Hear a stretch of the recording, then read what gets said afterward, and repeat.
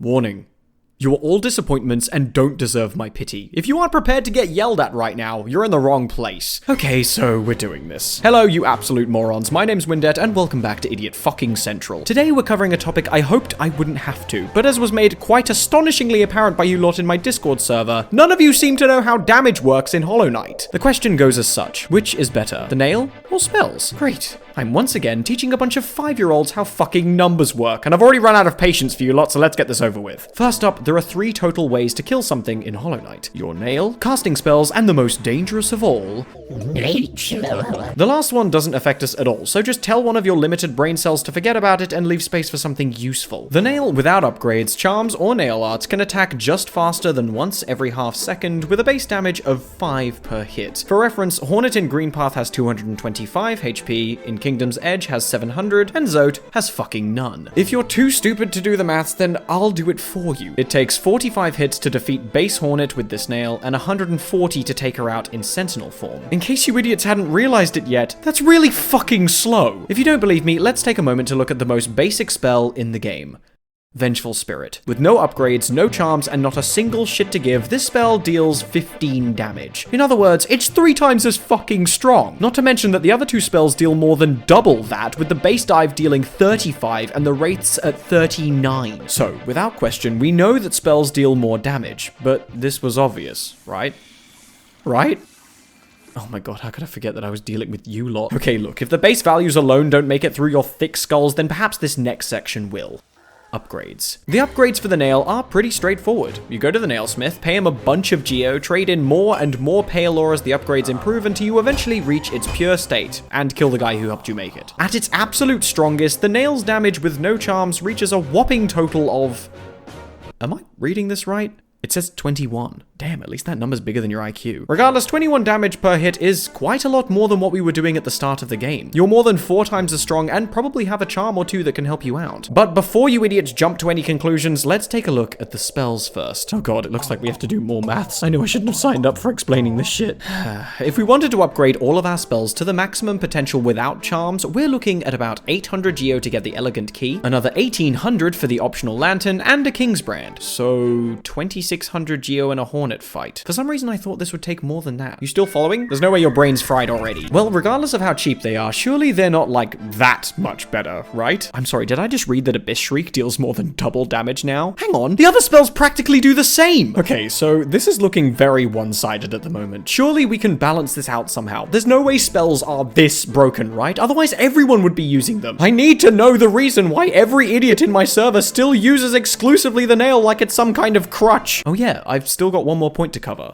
Charms. Surely this one will settle the debate. Let's start with the nail. Alright, when it comes to damage, I'm gonna say that these 3 are the most influential. Sorry, Fury, you're not invited. We've got strength to boost our nail by a whopping 50%, quick slash to boost our attack rate by nearly double, and steady body to max out our ability to actually hit the damn thing we're swinging at. Assuming you idiots aren't swinging this thing around aimlessly, with all these charms added, our nail can deal 32 damage at a rate of 4 hits per second. This gives us a total DPS of 128. Damn, that's not bad. In fact, that's more damage than a fully upgraded Abyss Shriek. Well, mind you, that's with only 1 charm equipped and cast a singular time. Okay, never mind that. Let's look at the spells first. No jumping to conclusions today. So, which charms affect spells? Well, given that you can't cast them indefinitely, I'm going to have to include charms that assist your ability to cast them as well, which leaves us with 2 charms.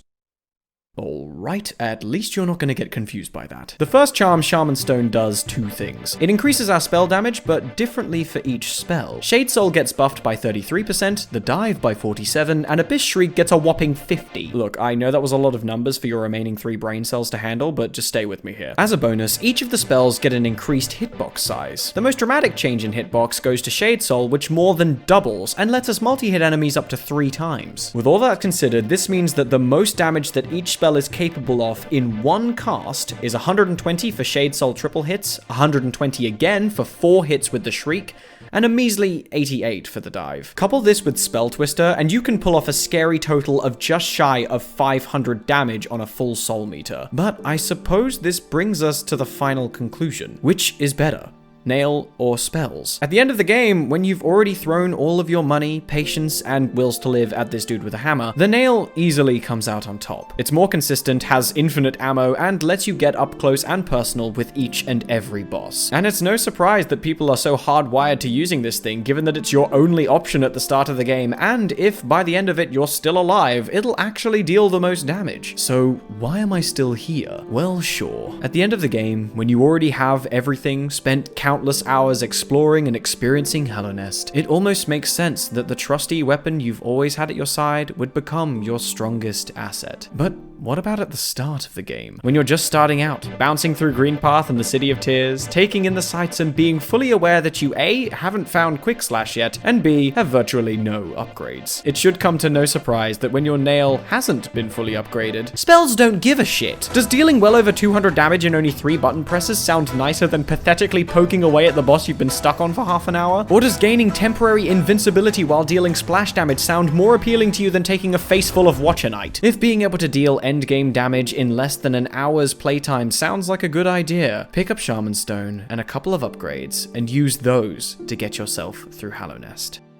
And with that, thanks for watching. This was an interesting video to make, and I actually ended up learning way more than I thought I would when making it. I'm working on some interesting ways to tackle Deep Nest and some other areas in my next videos, so keep your eyes peeled for them. If you're looking for more content like this, then tell me what you want to see. I'm sure you've all realized by now that I read almost every comment and reply to most. I even have a Discord server set up for this. As always, I'm Windette, you're a moron, and I'll see you idiots next time.